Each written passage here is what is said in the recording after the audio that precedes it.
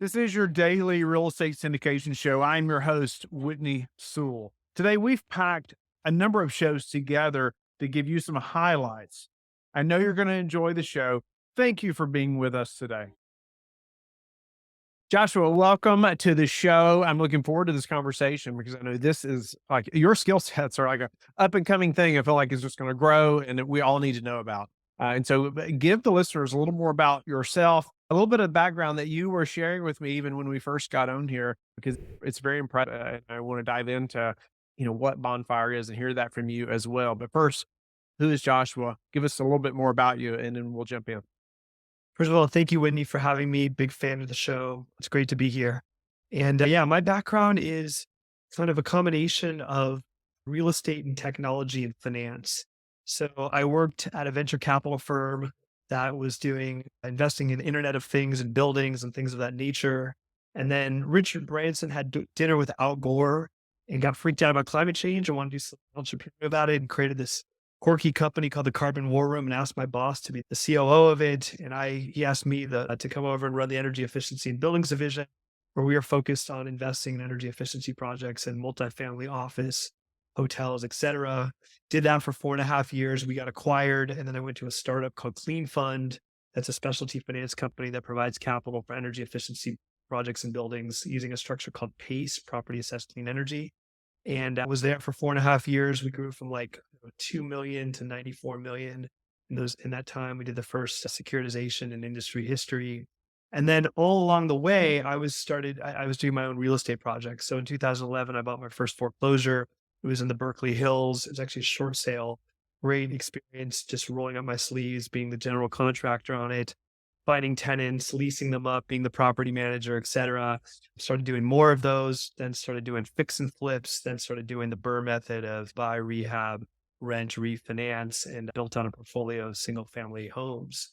And so, yeah, that's what I've been up to the last kind of 12, 13 years. Awesome. Well, speak to moving into Bonfire. Like, what is Bonfire and what does it do? What's the problem it's solving? And let's dive into some of that. So Bonfire is Robinhood for real estate.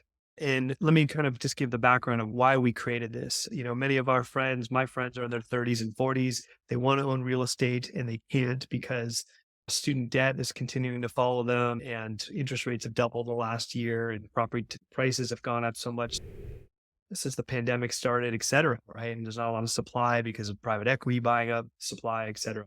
And yet these are people who are making $100,000 a year, who own stocks, who own maybe some crypto, and they want to have real estate in their portfolio. And there's no real easy way for them to have access to good deals. I mean, yes, there's REITs, but investing in a REIT is investing in a corporation that goes out and buys real estate and you're paying the overhead of the corporation before you're getting any distributions. And there's just not a real simple way for people to invest in very good deals at a low price point, and as easy as buying a stock. And that was the impetus behind starting Bonfire. So my co-founder, Vi, he came from India 10 years ago. He started and sold 3 companies, including one for $200 million, just a serial entrepreneur. And he took the money he made from his ventures and bought real estate in India as well as in the Bay Area. And his problem is he wants to keep buying more and more real estate, but it isn't efficient for him to vet assets, do the due diligence, make offers, buy them, manage them. So he wanted to build a platform where he could be investing in pretty much every deal that comes on the platform. And so we kind of came together. We're like, well, how do we make it super simple for anyone on earth to be able to buy and eventually sell interest in real estate in a really liquid and efficient manner? And that's what Bonfire is all about. Well, I guess speak to who is the ideal client for Bonfire? Who would use that platform? So we're a two-sided marketplace, right? So on the one side is the supply, and that's a sponsor who is looking to raise LP capital for, could be a new development or repositioning, a value add play of sorts. And they're looking to diversify their capital base. And so Bonfire, we have international users. What was interesting when we launched our MVP at the end of last year, the number of people who posted on our Twitter and our Discord of like, hey, I'm a cab driver in Jaipur, India, or I'm an economist in Argentina, and I now own real estate in the US of A. That was shocking to us because we did no marketing whatsoever internationally. In fact, we did no paid marketing whatsoever. And it had like 1,250 people sign up for our platform. And so it's international people, it's domestic, it's accredited, it's unaccredited. It's people who want to diversify and have access to real estate at a lower price. So traditionally, some of these other crowdfunding platforms have minimums of, I don't know, $10,000, $20,000.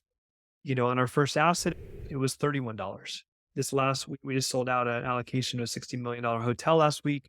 That was $2,000. So it's still at a price point much lower than traditional $25,000 minimum. So it's really anyone who wants exposure to real estate at a more affordable price point.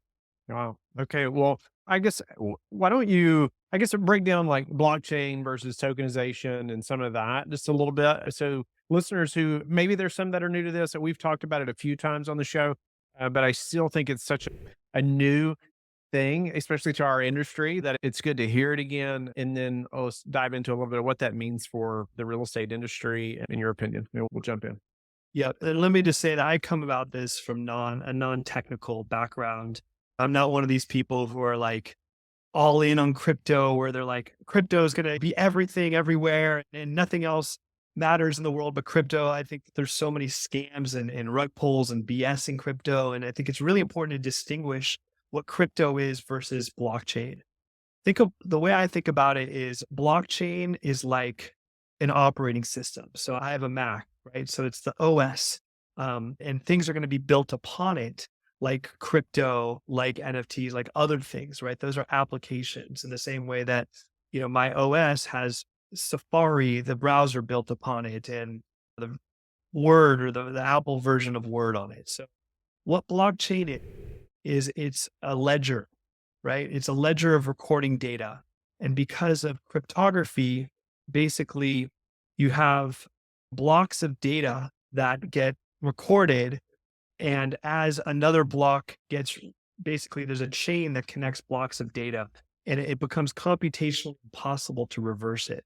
So what that means in English is when you put data on the blockchain, it is very trustworthy that it cannot be reversed. Unlike if I go in Excel and I put a piece of data in, I can hit the rewind button and it'll go away.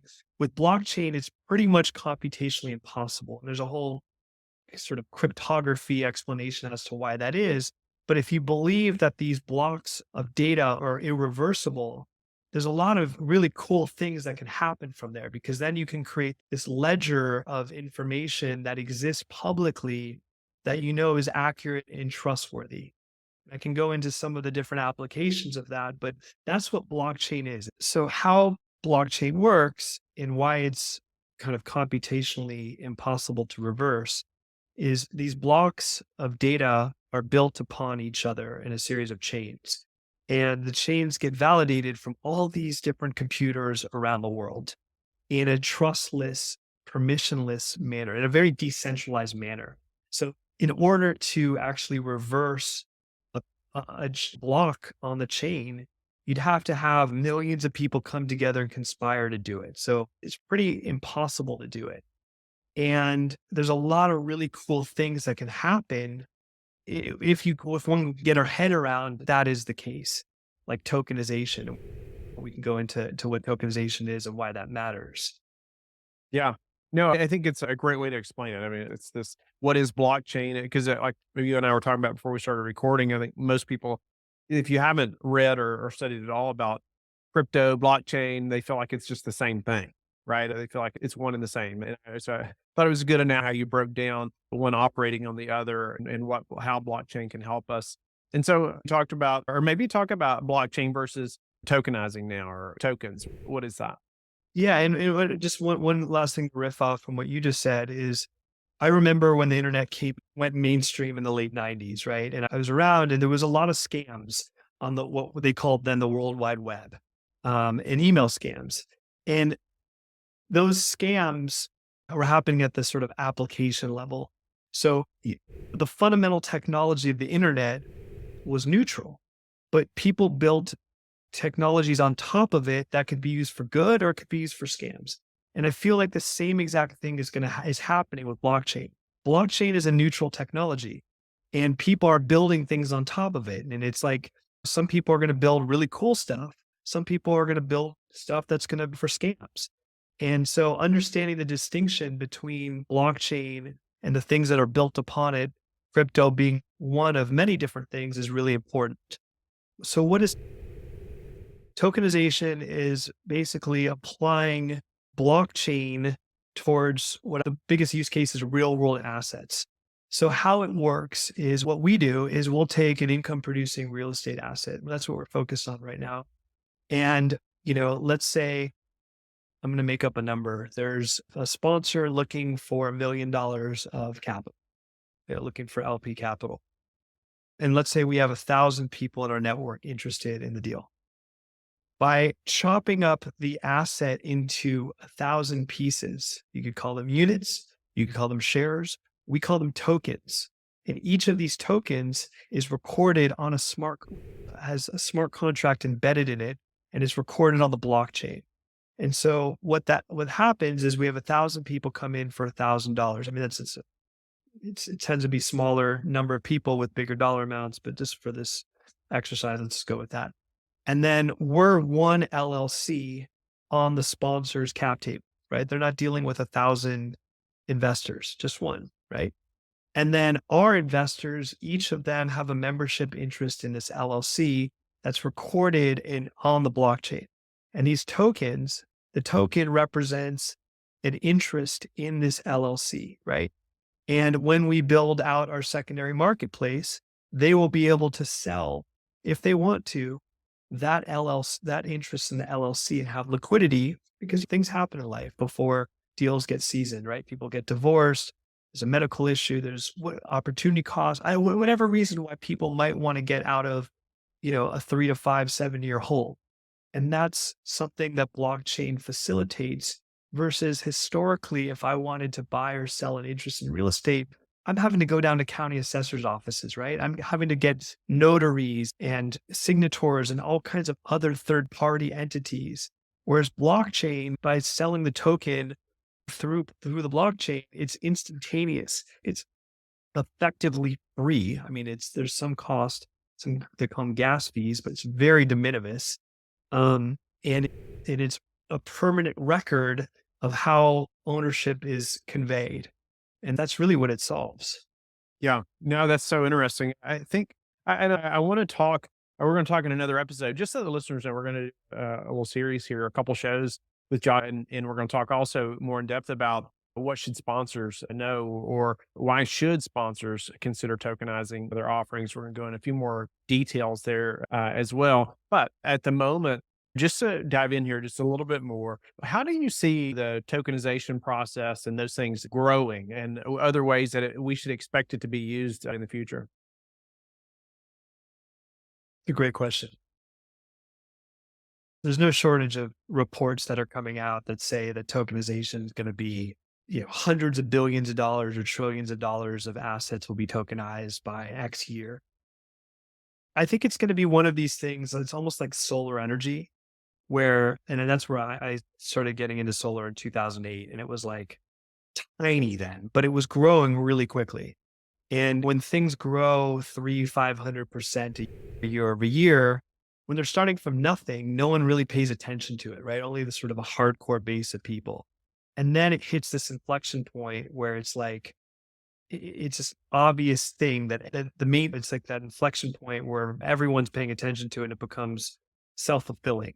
And I think a similar thing is going to happen with tokenization. When we realize that we can tokenize all of our assets, and I could sell a tenth of, I mean, this is a bad example, but like, let's say my car is worth $100,000 and I can sell a tenth of it, or, like being able to tokenize our assets and bring liquidity to things that historically don't have liquidity.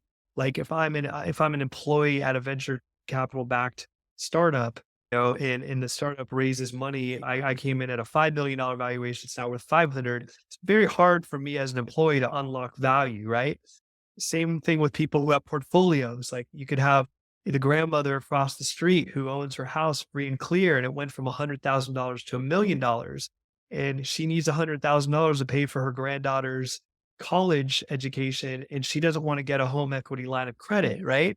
So I think that the more entrepreneurs who just see like a great opportunity to unlock value for people and solve problems who come into this space, and the more use cases and customers who are willing to trust it and try it out, like this is going to become a self-fulfilling prophecy of its adoption.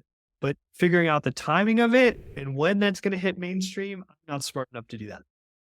Well, let's transition just slightly. I want to ask a few questions on the LP side as far as investors that are using Bonfire. And I'm sure they have, and maybe you can hit this at least a high level, but do they have concerns around maybe liquidity or exit strategies, things like that? Can you just speak to that for the passive investor? Yeah. So there's kind of two things that I think they're finding compelling. Actually, I would say when I talk to our customers, like there's kind of three things that come up. The first is like even wealthy people. And when I say wealthy, I don't mean like Elon Musk of the world, but like, people who work in tech or finance or real estate, maybe they make six to seven figures and maybe they even own their own house and they have some wealth. They don't have a lot of access to really good deals. That's like point number one, because really good deals tend to go institutional, right? Or ultra high net worth individuals, right? So that's one layer. The second is, let's say they do have access. There's often very high minimums to be able to get in, right? And then let's say that they get in, then their money is tied up, it's stuck, and they're beholden to the sponsor's exit time frame. And there can be misalignment sometimes between sponsor hold time and LPs for various reasons of waterfalls and prefs and things of that nature. And so there's historically no liquidity for these LP investors. And tokenization, there's some regulatory issues that we'll have to resolve, but tokenization at least offers a potential avenue for investors to have liquidity in a way that they've never had before. Yeah, no doubt about it. But is that something that's available now? Is that something that limited partners, past investors should expect down the road? What do you think the timeline on something like that to be more liquid? Yes, it's definitely like high on our product roadmap right now. And our legal counsel is sorting through some ambiguity within things related to securities and tax law around it. So I have to be very careful to not Sure. over deliver, but it is high on our priority list right now. Speak to maybe the due diligence or the risk assessment that Bonfire would do for just for the investor to gain confidence, right, in investing through the platform. Yeah. I mean, Bonfire, for us to survive and thrive, we cannot afford to have bad deals on our platform right now. Right. So we have a number of folks who 20, 30 years of CRE experience who come in and help us underwrite our deals. So we're underwriting a couple different things. We're underwriting the sponsor, especially ones that we don't have a track record with. That we just completed an allocation doing a $60 million hotel project in the Bay Area with a sponsor who is A plus. It's someone that I personally invested 4 times with, and they've all done each of these deals have done very well. Like I've known him for 14, 15 years. And so I had a lot of comfort with him, but we still had other people underwrite the deal itself because I don't ever want any sort of appearance of a conflict of interest. So we underwrite the sponsor and we underwrite the asset. And that's looking at the market, the sub-market, the comps, the specific asset type, the business plan of it, looking at sort of the assumptions of exit, of cap rate, of stress testing those assumptions, looking at what in the market has been selling relative to the sponsor's projections, discounting that, looking at what happens if interest rates do keep continuing to increase. What happens if cap rates increase 1 or 200 basis points between now and when the exit's going to happen? We really, at this point of Bonfire's history, we want to do less projects, but have them be extraordinary than just be a free for all of like anyone can just because in real estate there's scams and nefarious actors out there, and that would kill us if we had a bad project right now. So speak to just the process of maybe how distributions work a little bit for the passive. Yeah. So basically, a sponsor will give us the distribution to the LLC level, and then we make distributions through our platform, usually on a quarterly basis to our investor base. And Any we, Go go ahead. ahead. No, Oh, go no, right ahead. all the K1s and all the tax matters for our ownership group. Any other ways that maybe using a platform like Bonfire would minimize the risk for passive investors holding the tokens, your tokenized real estate? Yeah, so a number of things. One is we're building out an entire sort of content educational library, and we really see ourselves as a platform to empower people to understand about real estate because real estate's intimidating. I've had a lot of conversations with our customers who just they don't know about what due diligence looks like and contingencies and what can go wrong and just various other aspects. And we want to empower people to ultimately do their own deals and get on that property ownership ladder. I would say that because of our tokenization mechanism to that enables people to come in at a much lower price point than historically they would be able to with real estate.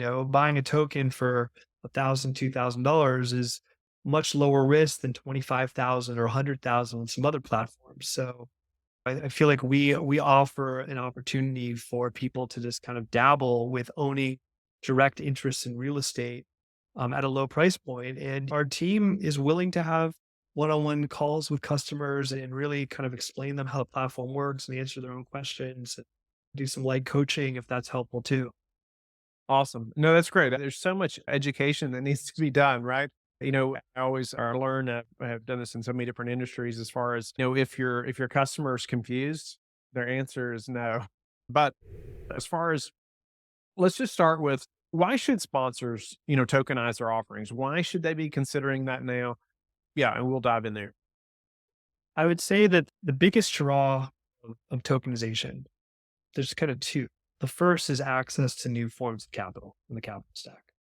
So we as a platform can facilitate international, domestic, accredited, unaccredited investors. It's like some sponsors don't want unaccrediteds in their capital stack, and that's fine too.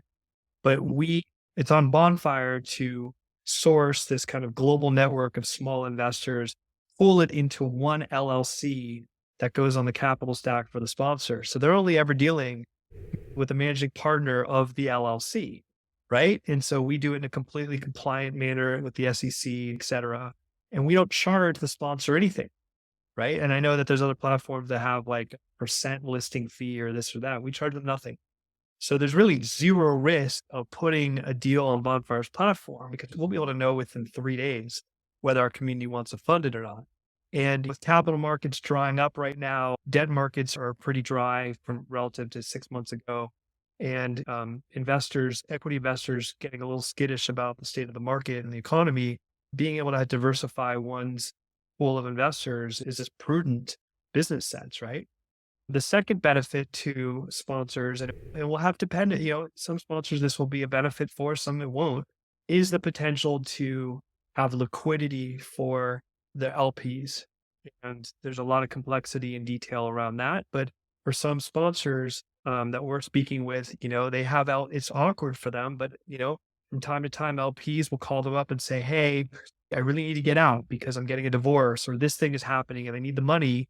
And the sponsor's like, "Dude, what am I supposed to tell you? Like, you're in the deal." And then the sponsor ends up buying them out for pennies on the dollar. And it's just an awkward dynamic. And by tokenizing it, there's the potential for liquidity within that LP LLC interest. Yeah, that's interesting. As we move, and just so the listener knows, in case you didn't listen yesterday, Joshua spoke to the liquidity piece to some extent during yesterday's episode. And so that's interesting. And you mentioned, because I was going to ask about fees the sponsor should expect, but you said there's no charge. Is that right? There's no charge to the sponsor, correct. We do charge our members of our LLC a technology access fee. That's not a percentage of the raise. It's a fixed fee. And yeah, that's the main cost to our members of the LLC. What are some other things a sponsor should consider before tokenizing a piece of real estate? And then I'd love to get into specific kinds of real estate and maybe some success stories as well. But why should they even consider it? Yeah. Or things they should consider that they wouldn't know to even think of? So the first thing is going to be, what are they tokenizing? Is it an asset? Is it a series of assets? Is it a fund? What is the goal of the sponsor for the transaction in general? What are they trying to do? And once they've clarified that, well, how are they planning on raising capital? Is it through a self-issuance, like a Reg D offering, whether it's 506B or C?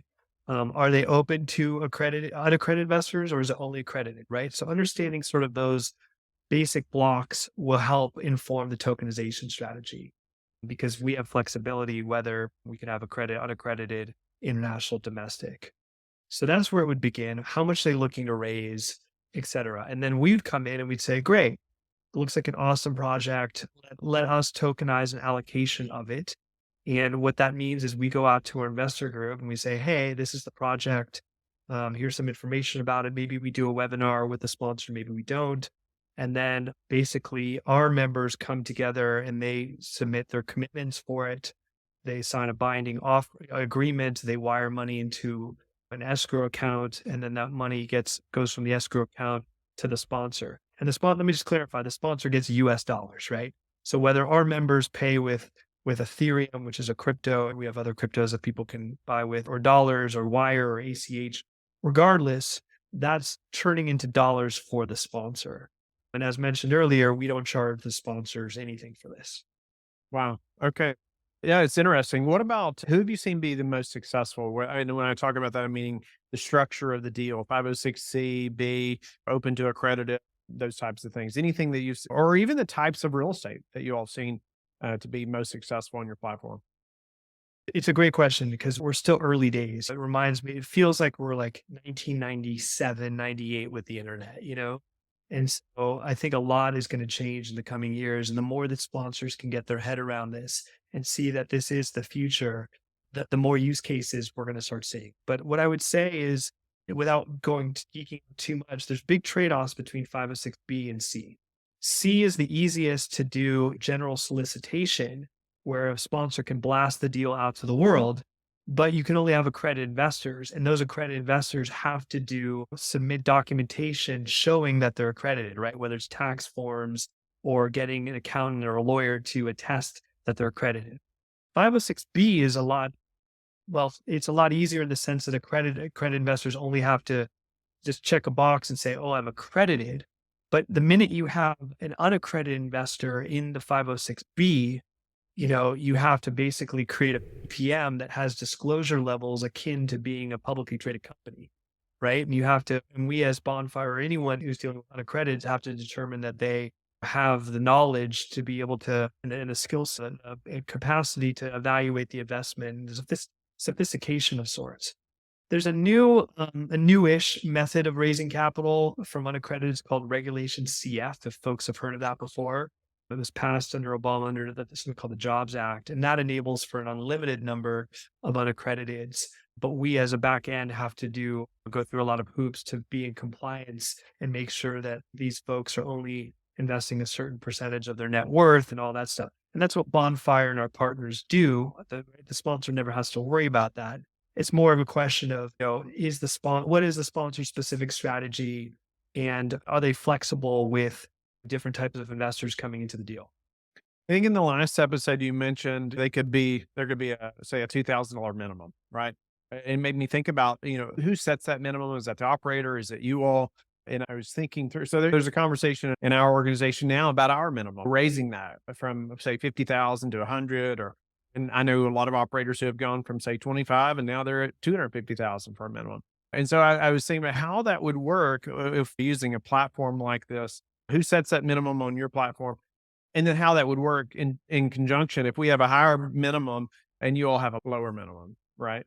Yeah, and we just dealt with that with this hotel project in Marin County, California, 20 minutes north of San Francisco, where the sponsor, and I don't remember off the top of my head what the minimum was on this deal, maybe 50, maybe $100,000 ish. Definitely wasn't 2,000. But from the sponsor's perspective, Bonfire is it's just one check, right? That's coming to their capital table, the cap table.